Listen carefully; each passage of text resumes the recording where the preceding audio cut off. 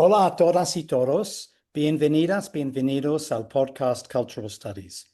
Mi nombre es Toby Miller y mi invitada de hoy es... Hilda Saray Gómez González, defensora de las audiencias de One Radio. Y la señora Hilda, mil gracias por el honor, el privilegio de pasar un rato con nosotras. Y antes de todo, necesito preguntarte sobre tu fondo que es como un museo, un archivo, ¿no? De dispositivos de radio, etcétera, etcétera, ¿no? Sí, es, digamos, un resumen del panorama mediático contemporáneo, donde hay, pues, muchos gadgets que se utilizan hoy, ¿no? Que conviven hoy día y que, pues, forman parte de nuestra vida cotidiana. Creo que eso es una característica, pues, muy de hoy, el hecho de que se entrecruzan tanto en lo cultural como en lo tecnológico, como en lo mediático, se entrecruzan tradiciones, tecnologías, narrativas, y no hay una definición absoluta de esto ya terminó, porque con todas las tendencias vintage en distintos campos de la cultura, podemos tener de regreso ideas, tendencias, perspectivas y narrativas que creíamos ya olvidadas. Entonces, sí, es una especie como de mapa contemporáneo de la comunicación. Sí, me encanta, me encanta. Y defensora Hilda, quisiera preguntarte sobre lo que son las cosas actualmente que están dinamizándote, interesándote, ocupándote. ¿Qué pasa para ti actualmente? Yo me he dedicado la mayor parte de mi existencia a la radio. Eh, yo desde muy niña, desde muy jovencita, me sentí muy cercana y muy atraída a la radio. Y digamos, desde que estaba en la secundaria, que 12, 13 años, ya estar muy cerca de la radio. Y lo menciono esto, es una cuestión de carácter profesional, que sí lo ha sido a lo largo de todas estas décadas, sino que es una cuestión total y absolutamente personal, orgánica, de biológica incluso, ¿no? Mm, mm. Y para mí ha sido fundamental el tema, pues, de la radio, que ahora se ha, pues, extendido a todo lo sonoro, ¿no? A todo lo que tiene que ver con la escucha, con todo lo que tiene que ver con los sonidos que nos rodean, con todo lo que tiene que ver con los paisajes sonoros y, por supuesto, en el ámbito de la radio, de la industria o del desarrollo tecnológico o mediático, pues el muy impactante y asombroso desarrollo que han tenido los podcasts, ¿no? Que pues nos permite pensar que lo sonoro está muy dentro de lo humano, es tan arcaico como lo humano, ¿no? Y entonces a lo mejor por ahí Mm, se mm. establecen puentes. Entonces, bueno, a mí lo que me mueve ahora precisamente es esa, esa relación personal de tantos años con la radio, con lo sonoro y el asombro en ver cómo se está transformando. Si puedo preguntarte un salto sobre los podcasts, porque el otro día yo entrevisté a una profesora de la radio en Inglaterra y ella es muy contra los podcasts. Mm. Para ella, los podcasts están disminuyendo la instantaneidad, pero también los valores de producción de la radio. ¿Qué opinas? Bueno, en esos dos aspectos no puedo más que estar de acuerdo con ella, ¿no? Cuando yo inicié en la radio a finales de los años 80, Ujú, no había internet, no había radio digital, la digitalización era apenas un desarrollo de laboratorios muy contados, ¿no? mm, ujú, Y efectivamente me tocó ser una locutora en mis inicios de una cabina que acompañaba a la gente, a las audiencias en su día a día y donde precisamente ese valor de la instantaneidad era fundamental. Lo que habías dicho ya pasaba porque no se volvía a repetir y tenía que ver con esa magia que decíamos entonces de la radio. Pero no me, estoy de acuerdo en eso, pero no me preocupa, o sea, no me siento como en el pasado, decir qué bueno era el pasado y qué malo el presente, sino más bien el asombro de lo que ha significado el interés que puede concitar la producción de obras sonoras de podcast, ¿no? Por supuesto que está toda la vertiente de las grandes empresas transnacionales que dominan el mercado, está la cuestión relacionada con que hay una vertiente de podcast que lo que buscan es monetizar y obtener dinero y eventualmente difundir alguna que otra idea, pero cuando estamos ya dentro del ámbito de lo sonoro, como, no como profesionales, de hecho, sino como personas comunes y corrientes, podemos encontrarnos con verdaderas maravillas y Mm. podemos descubrir cosas, discursos, voces, personas, que si no fuera por la posibilidad tecnológica y social de la producción de podcast, no estarían presentes, no las habríamos conocido, ¿no? Por supuesto, y tampoco quiero decir que está el blanco contra lo negro, lo bueno contra lo malo, o decir, bueno, sí, el podcast tiene una parte buena y una parte mala, porque me parece que nada en la vida es ni bueno ni malo, sino que todo se va entrecruzando y en todo caso, pues en una perspectiva que rizomática, todo se va mezclando, todo va dando lugar a entradas y salidas, a discursos emergentes. ¿Y qué creí? Lo importante es que nuestra mente esté abierta a lo que venga, pero que tengamos la capacidad de discernir de qué es lo que sí nos está aportando y cuál es la agenda que está detrás de cada mensaje. Eso yo creo que es fundamental, ¿no? De acuerdo, estoy pensando, de hecho, jamás he oído, pero los podcasts de los chavos ultraderechistas en los Estados Unidos, Joe Rogan, ¿no? Con Ujú. audiencia por supuestamente su teatro de misoginia, contra el acceso a las feministas, y los trans, ¿no? A los Exactamente. periodistas, movimientos sociales, sin acceso a los sistemas ortodoxos, profesionales, etcétera. Eso para mí es un poco como los primeros días de acceso público de la radio. Sí, claro, claro. En el caso de México también, y seguramente que en varios países de América Latina, también la producción de contenidos sonoros vía podcast por parte de grupos y comunidades indígenas que transmiten en su lengua y que dan a conocer sus problemáticas y que dan a conocer su Sí. forma de ver el mundo, etcétera. Eso también, pues, ha enriquecido. En ese sentido, una pues, de las materias y que regresando a la primerita pregunta tuya, ¿cuáles son mis preocupaciones? Pues una de las preocupaciones tiene que ver con la alfabetización mediática. ¿Cómo nos estamos formando para entender lo que está sucediendo en el mundo contemporáneo digitalizado?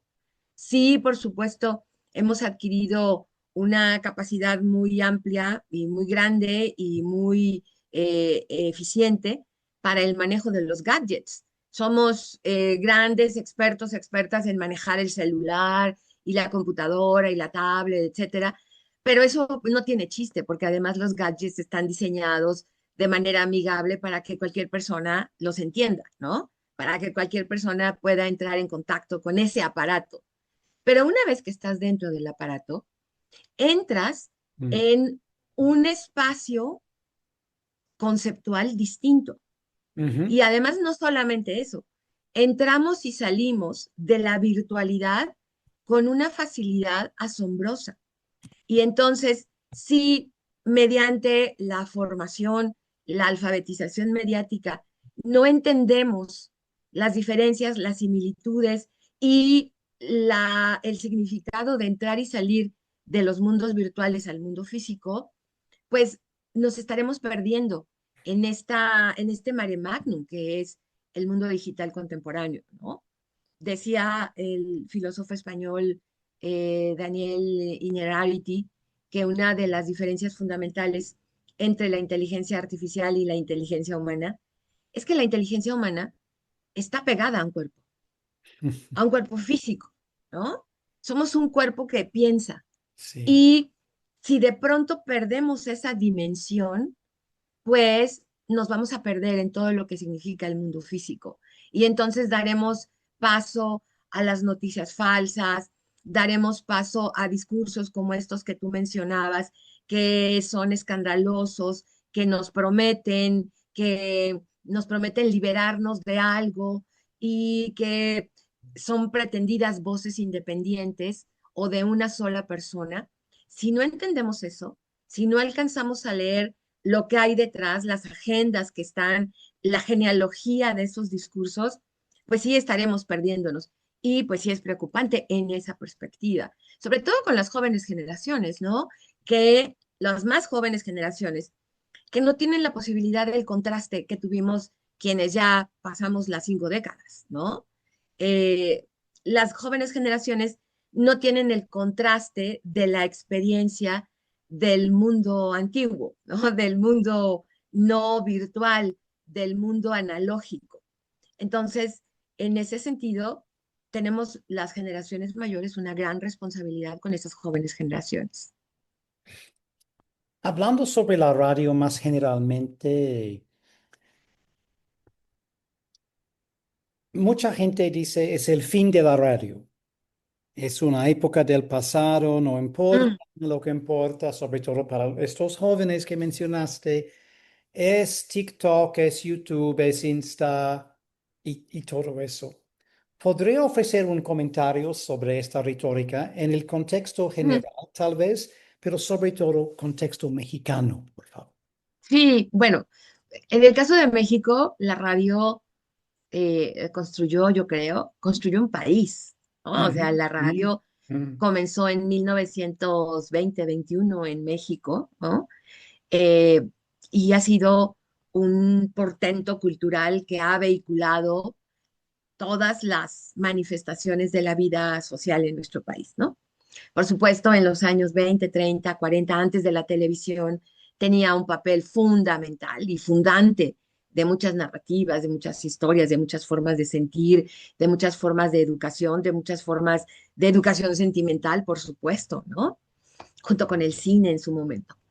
Eh, y ya después, en los años 50, llegó la televisión a México y bueno, pues ya después la historia de Internet y la digitalización y demás. El hecho es que a lo largo de estos más de 100 años de existencia de la radio, lleva mucho tiempo como declarándose su fallecimiento, ¿no? El primero radical era que cuando apareció la televisión, que la radio iba a desaparecer, ¿no?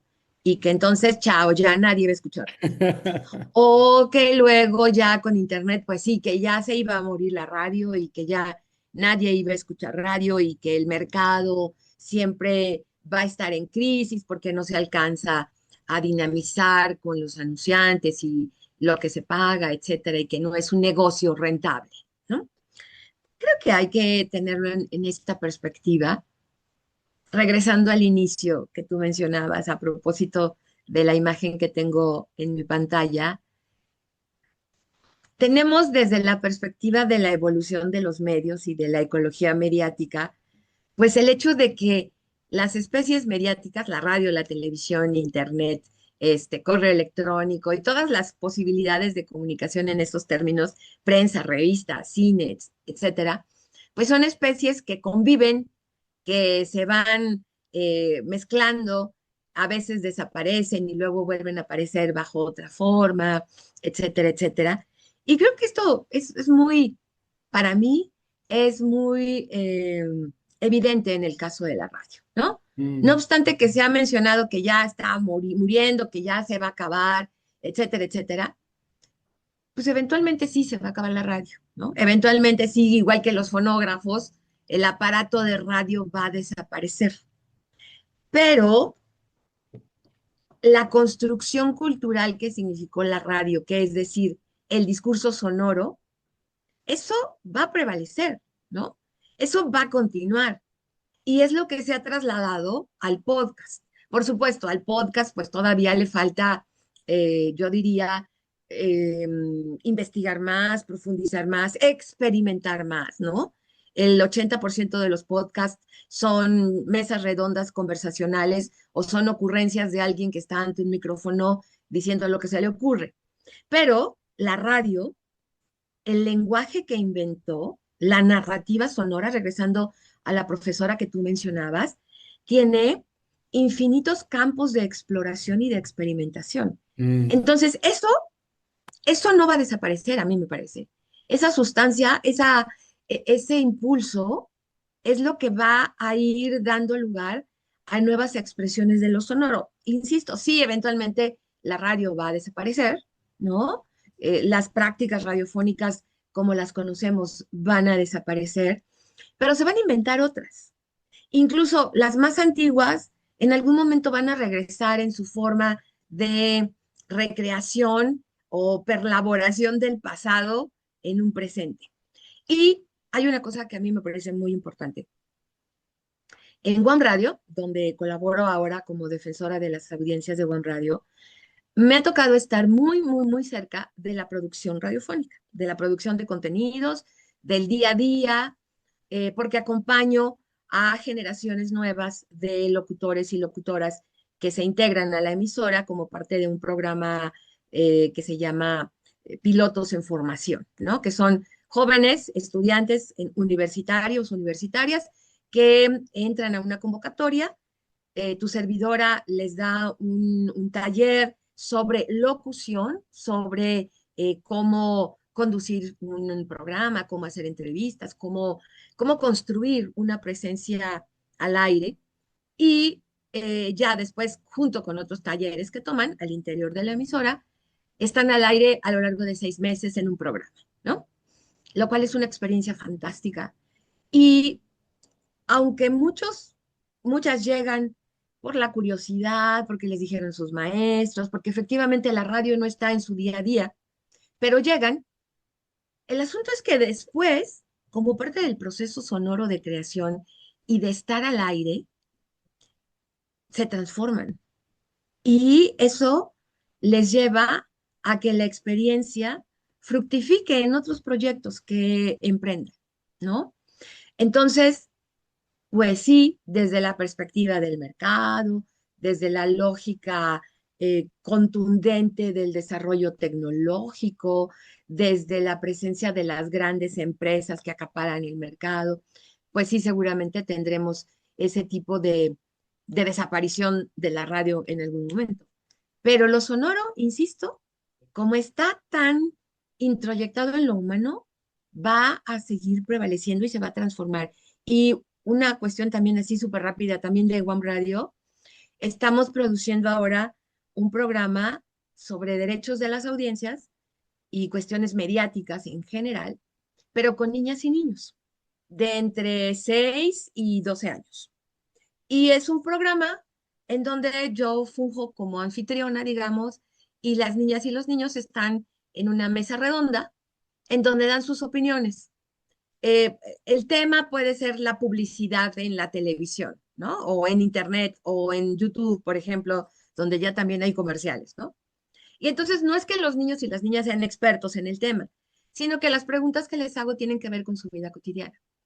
Y entonces ahí aparecen unas expresiones fantásticas relacionadas precisamente con lo sonoro, con la radio, desde el asunto y la experiencia de entrar a una cabina de radio, de conocer un micrófono, de escuchar su voz ya grabada y la sensación de que están, pues eso, produciendo un programa de radio, les encanta verdaderamente. Entonces, pues yo creo, dentro de mis preocupaciones, confío en que la radio, si va a desaparecer, lo que va a quedar es la impronta de la narración sonora, del discurso radiofónico. Y hablando sobre el aparato sí mismo, estoy pensando en cuando las y los radios importan cuando hay una crisis. Muchas Mm, veces si hay un temblor El internet no sirve, la tele tampoco, los teléfonos tampoco, pero muchas veces la radio sí. Caso de, por ejemplo, información cruzando fronteras contra fascismo o socialismo estatal malo, ¿no? Como Deutsche Welle y BBC World Service, ¿no? Etcétera. Ok, son herramientas de imperialismo cultural, pero son más. Son Exactamente. oportunidades para la gente popular e intelectual de oír noticias en sus propios lenguajes, ¿no? Pero desde espacio libre. Mm, Yo ujú, recuerdo, yo vivía en Nueva York por muchos años. El 11 de septiembre de 2001, claro que fue un desastre, eh, en parte porque una torre de National Public Radio, NPR, fue destruida. mm. Entonces, fue imposible oír, ¿no? Las emisoras de NPR, ¿no? Sobre todo en mi zona, porque estuve muy cerca de las torres, ¿no? Muy, muy cerca. Yo vi personas lanzándose, etcétera. Pero la tele no funcionaba, el internet tampoco, pero fue posible en la radio, el dispositivo sí mismo, recibir información desde otras partes de la ciudad. Y supongo que perdón por mencionar este trama mucho más grande, pero en el temblor en DF terrible de 85, Mm, fue sí. una comunicación por radio, ¿no? Totalmente, totalmente. Las ondas hertzianas salen de la faz de la Tierra y pueden llegar al universo, nos permiten comunicarnos más allá de nuestro pequeño planeta.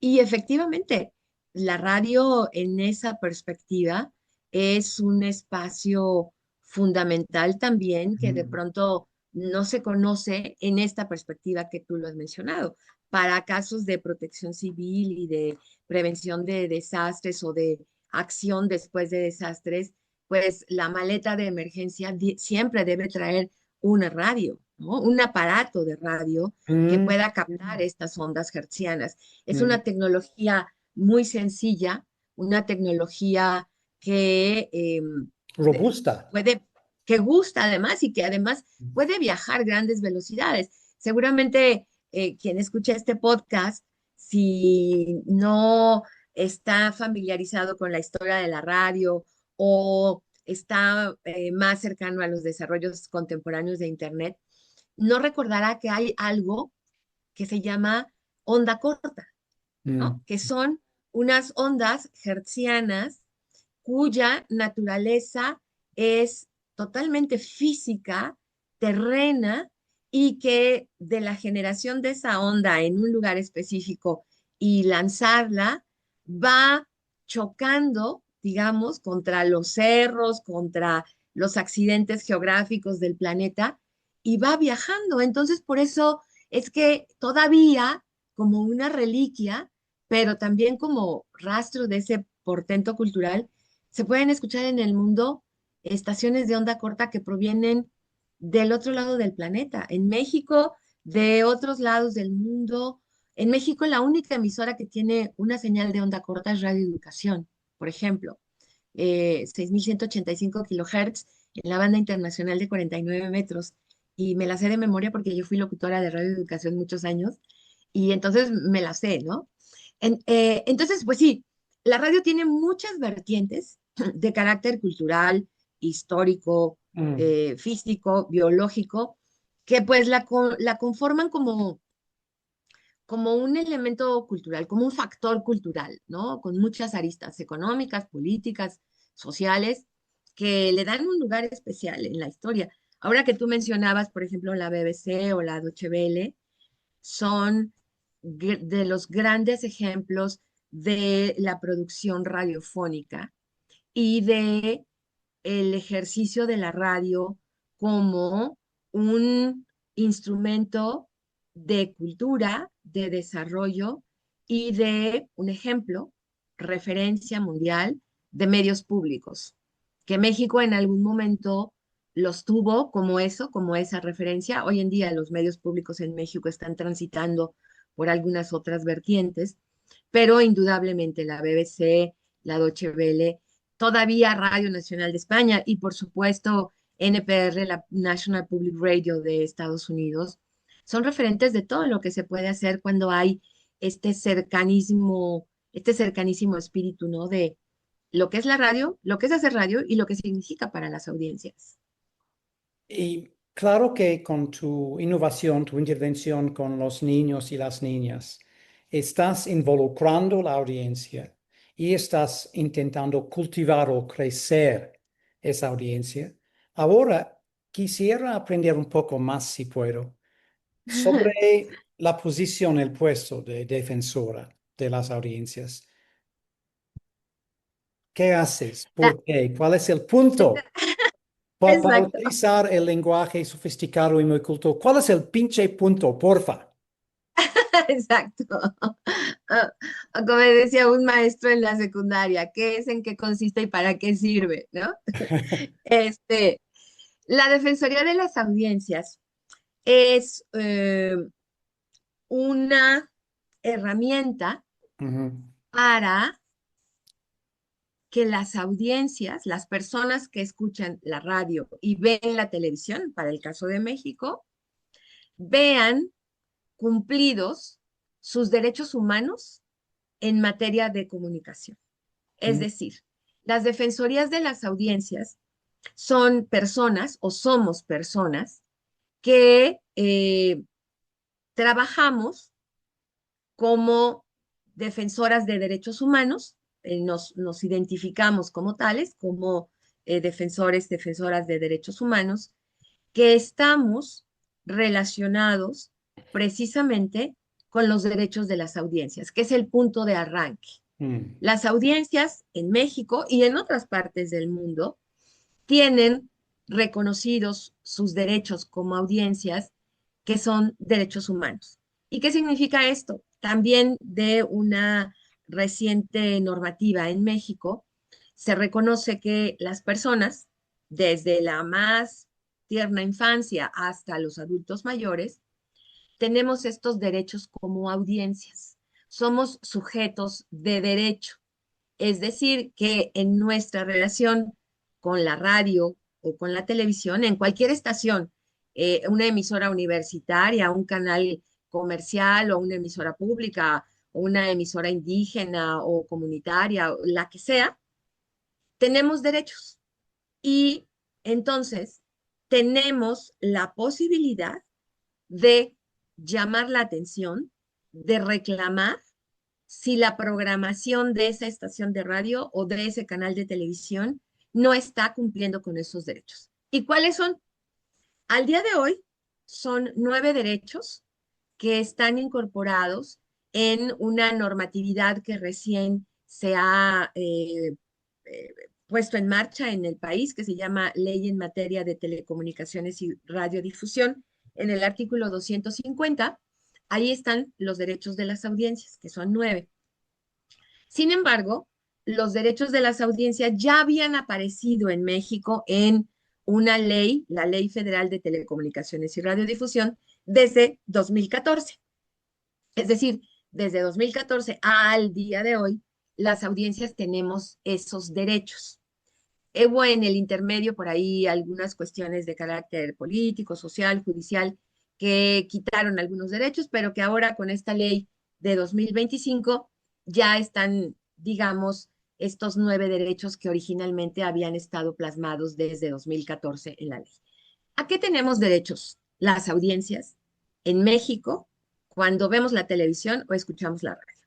Tenemos derecho a que haya en la programación de ese canal o en esa estación de radio una programación que nos presente la pluralidad de ideas que existen sobre un tema, que nos presenten diferentes géneros de producción, noticiarios, dramáticos, de concurso, reality show, de todo tipo, entrevistas, que nos muestren la pluriculturalidad del país en México, que nos muestren la diversidad de opiniones y de ideas que existen en el país y en el mundo respecto a los temas que se tomen.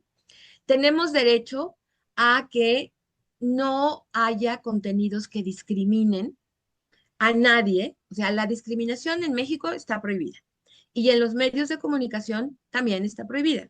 Entonces, si hay un programa de radio o un programa de televisión que discrimina a las mujeres, a los indígenas, a los hombres, a los niños, a las personas que viven con alguna discapacidad, ese programa está violentando nuestros derechos como audiencias. Si hay un programa que hace chistes misóginos, por ejemplo, ese programa está violentando nuestros derechos como audiencias. Si hay un programa que nos está presentando un tema polémico, pero solamente desde una perspectiva, está violentando nuestros derechos de audiencias, como audiencias, porque no nos está presentando todas las ideas que hay respecto de ese tema. Otro derecho que tenemos como audiencias es que en los programas de radio y televisión no nos presenten como información lo que en realidad es publicidad o propaganda. Si, por ejemplo, un ejemplo caricaturizado, si tú quieres, que vamos a entrevistar a la doctora Perengana, que es dermatóloga, y nos va a hablar del cuidado de la piel. Ok, ya empieza a hablar del cuidado de la piel, que no hay que exponerse al sol, que hidratarse, etcétera, etcétera. Ah, pero la doctora también tiene un laboratorio y nos vende esta crema que va con un descuento especial. Ahí ya nos están engañando, nos están vendiendo publicidad Sí. y nos la quieren vender como información, Estamos cruzando ¿no? una frontera sin reconocer al público que ahora estamos en la zona de publicidad. Exacto. O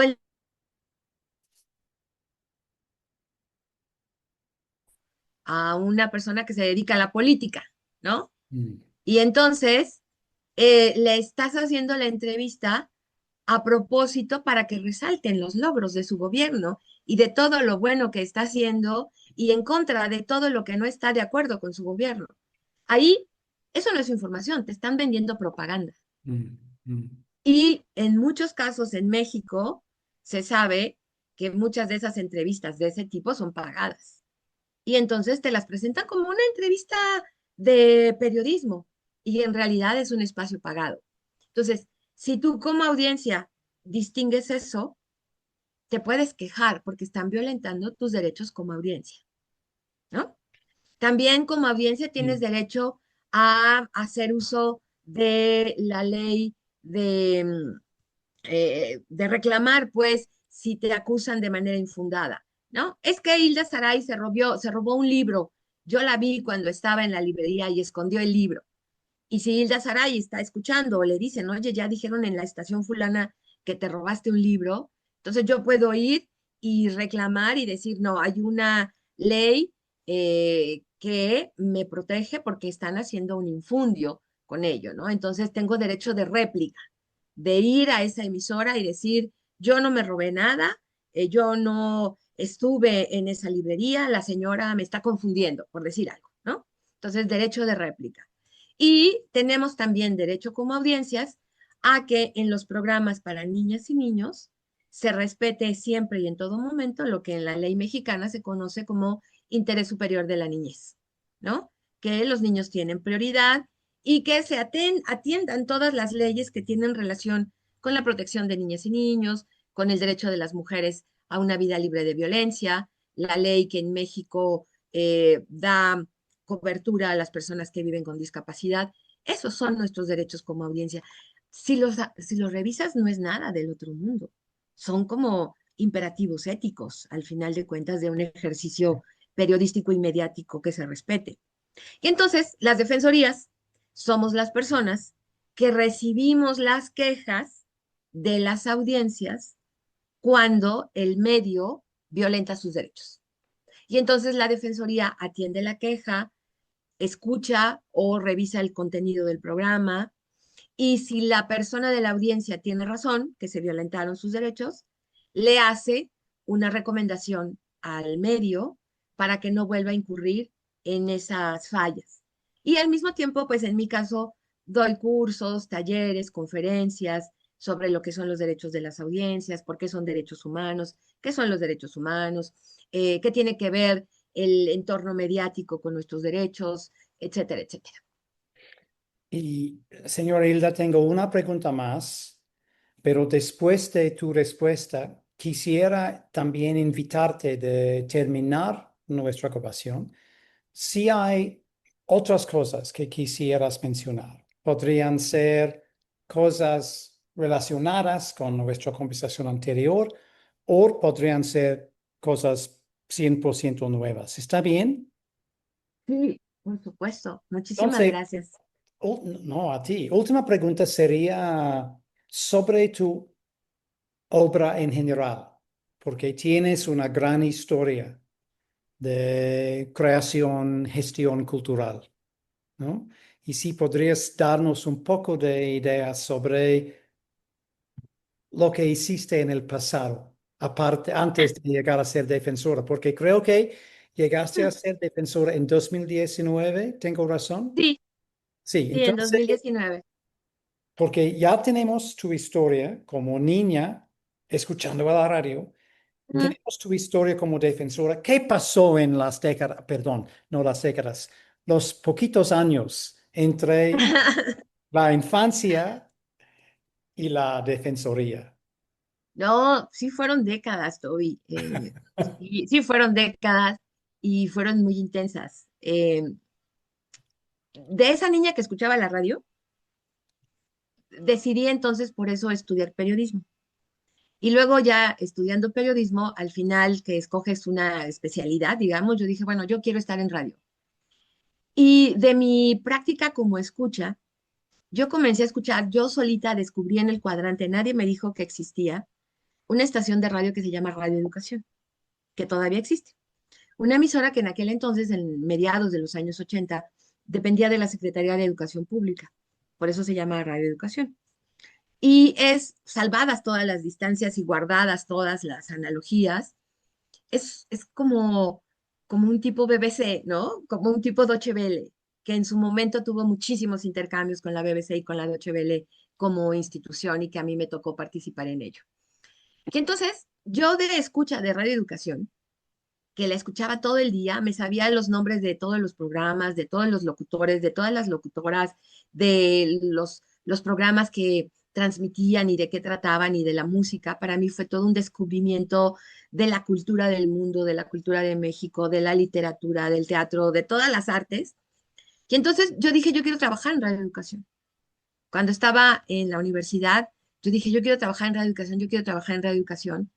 Y cuando terminé la universidad, fui a Radio Educación y toqué la puerta y dije, oiga, yo quiero trabajar aquí. O sea, tenía yo 19 años, yo creo, no, poco más, como 20 y algo. Y y yo quiero trabajar aquí y me dijo Luzmila Martínez, la jefa de locutores de entonces, gran maestra y la mejor locutora del ámbito cultural que yo conozco, me dijo, ah, sí, ¿qué sabes hacer? Pues no, nada, o sea, yo acabo de salir de la universidad, pero quiero trabajar aquí, quiero ser locutora. O sea, con mi inconsciencia de 20 años, le dije que quería ser locutora de Radio Educación. Entonces fue tremendamente generosa y me dijo, bueno, ¿tienes licencia de locutor? No. Bueno, pues ve a sacar tu licencia de locutor y luego vienes. Y ya saqué mi licencia de locutora, que entonces era un proceso larguísimo. Había que hacer un examen como de cultura general, como de 800 preguntas de opción múltiple. Después un examen sobre la normatividad de la radio y la televisión en México y un examen en cabina, en una cabina, ¿no? Mucha gente hacía ese examen. Como en mi promoción había una lista como de 400 personas que querían hacer ese examen, que querían ser locutoras y locutores, y nos quedamos como al final como 100 nada más que hacíamos, que pasamos el examen.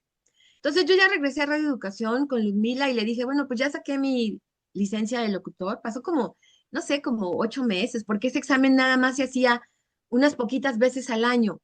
Entonces había que esperar que se abriera la convocatoria para presentar el examen. Entonces ya fui y ya un buen día me dijeron, bueno, sí. te vamos a hacer otro examen aquí en Radio Educación, un productor te va a hacer un examen para ver cómo se escucha tu voz y todo, pero no vas a entrar luego, luego, vas a hacer primero pues unas pruebas y vas a hacer algunas suplencias de locutores que no vengan. Y yo sí, sí, lo que quieran con tal de estar. Y pues ya me hicieron otro examen en cabina, también un magnífico productor que se llamaba Jesús Elizarrarás, que ya para entonces era una figura de mucho renombre porque él había trabajado en la radio comercial en los años 30 en México. Entonces había sido un gran productor de la radio de la XCW y de otras, de la XCB, de la XQ, de programas musicales, y luego ya estaba en Radio Educación. Entonces ya me hizo el examen, y para no hacerte muy largo y ni para tampoco aburrir a la audiencia, el 15 de mayo de 1988, yo hice mi primer turno al aire como locutora en Radio Educación.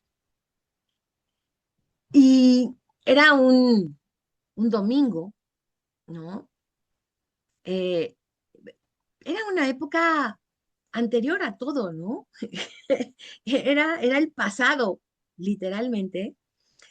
Y entonces era ahí en mi primera experiencia como locutora al aire en una emisora tan fantástica como Radio Educación, emblema de la radio cultural en México, estar al aire era como una enorme emoción, un gran orgullo. Y entonces ahí lo que hice fue como echar mano de mi experiencia de radio escucha.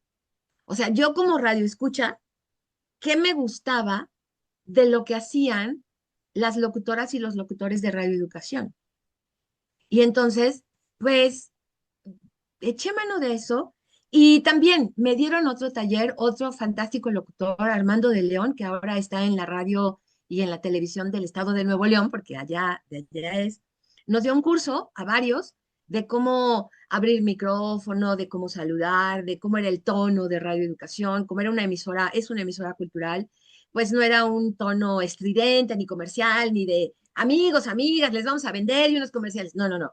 Radio Educación era un tono más pausado, un tono cercano, un tono de aquí no le vendemos nada, aquí le recomendamos, le compartimos cosas de carácter cultural y la música de todo el mundo. Fue una experiencia fantástica. Y ahí estuve en Radio Educación 30 años. Fui locutora, hice muchísimos programas, grabé muchos programas, muchas series radiofónicas de muchos temas. Hice controles remotos, me tocó estar, por ejemplo, en la transmisión de los conciertos de la Orquesta Sinfónica Nacional desde Bellas Artes, o transmitir desde Tlacotalpan eventos como el encuentro de jaraneros y decimistas, que eso también es un portento, ¿no? Que ahora ya mucho no lo dimensionamos porque pues sí, ya en internet te puedes conectar con alguien que está en China, ¿no? Pero cuando no había internet, hacías una transmisión de lo que llamábamos de control remoto, y entonces la idea era que tenías que con tu voz dibujarle a las audiencias lo que estaba pasando. Mm. Y aquí lo que vemos es un grupo de jaraneros y cómo son las jaranas y cómo está el clima y qué es lo que estás viendo y cómo está el ambiente y quién grita y quién habla y quién dice. Y entonces esa crónica es la que vas construyendo al aire a través del relato sonoro. Y eso es lo que hace que la radio y su herencia perviva. Esta forma de construir un relato sonoro en donde este sonido significa algo, en donde puedes crear suspenso, en donde me tocó convivir con quien hacía todavía efectos con el cuerpo, ¿no? Y con objetos basura, quien hacía los pasos de una mujer, de un hombre, un caballo galopando, un incendio, una caída de agua, etcétera, etcétera, ¿no? Entonces, esos 30 años en Radio Educación fueron fantásticos, o Mm. sea, fueron fantásticos años de conocimiento de cómo funciona el medio desde mero adentro, ¿no? De cómo es la cocina de la radio y de lo sonoro, desde cómo, desde que tienes una idea hasta que la aterrizas. Trabajé con maestras y maestros que me enseñaron, pues, la gran parte de lo que yo sé, ¿no? Con Pita Cortés, con Marta Romo, con Don Jesús Elizarrarás, con Edmundo Cepeda, con Lourdes Newgenburg. Ahí comencé haciendo programas también para niños. Y sobre todo, mi gran maestro fue Emilio Bergenchi. Él fue la primera voz, o sea, fue el gran locutor de Radio Educación. Él falleció en 2005.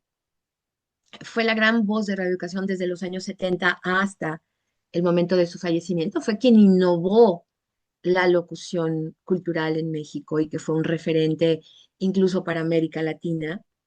Y fue el primer locutor que yo escuché cuando empecé a escuchar radioeducación cuando tenía 14 años.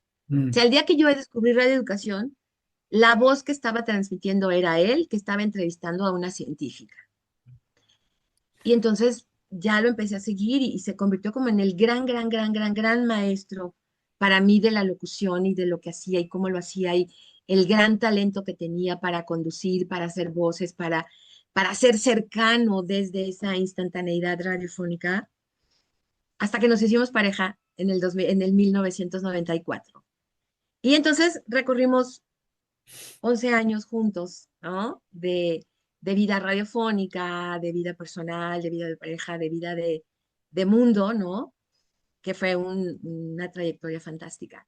Luego él falleció en 2005 y mis últimos años en radioeducación fueron porque el director eh, Antonio Tenorio, que fue nombrado en el 2009, a quien yo había conocido como estudiante en la maestría en la Ibero, me invitó a formar parte de su equipo de trabajo. Y entonces estuve como directora de producción y planeación en radioeducación de 2009 a 2019. Y pues ahí me tocó coordinar los trabajos de esa emisora que siendo un referente de la cultura, de la radio, pues tuvo un periodo muy interesante porque durante ese periodo consiguió una estación de FM que nunca había tenido, siempre había sido una AM, y consiguió una FM en la Ciudad de México y otras FMs en los estados, una en Sonora, una en Michoacán, una en Yucatán. Trabajamos mucho con la BBC y con la Deutsche Welle y con las radios en América Latina. La Bienal de Radio también fue un proyecto muy interesante. Y entonces ahí conocí la radio, pues desde la perspectiva de la gestión, ¿no? Y de desarrollar proyectos y de cómo funciona y de cómo organizar y cómo coordinar y cómo proveer a los equipos de trabajo para que quien hace la radio estuviera en las mejores condiciones y por supuesto las audiencias, ¿no? Y desde 2019 ahora pues estoy en One Radio muy agradecida con la Universidad Autónoma Metropolitana porque me ha dado la posibilidad de estar ahora como audiencia, como defensora de las audiencias, echando mano pues de toda esta experiencia, ¿no? Y pues muy agradecida también contigo por la posibilidad de compartir esta conversación y pues por tu interés o por su interés, profesor, ya no sé si le estoy hablando de tú o de usted, como decimos en México, este, por, por los relatos de las personas, ¿no? En lo individual, que yo creo que pues son los relatos y esas experiencias las que van construyendo las historias grandes. Totalmente de Muchas acuerdo. gracias. Gracias a ti, fue un honor y un placer. Aprendí mucho y gracias por la locura de tu trayectoria como locutora. Tu contribución masiva, increíble y profunda a varios niveles de esta sociedad y otras. Gracias. Muchas gracias. Hasta pronto.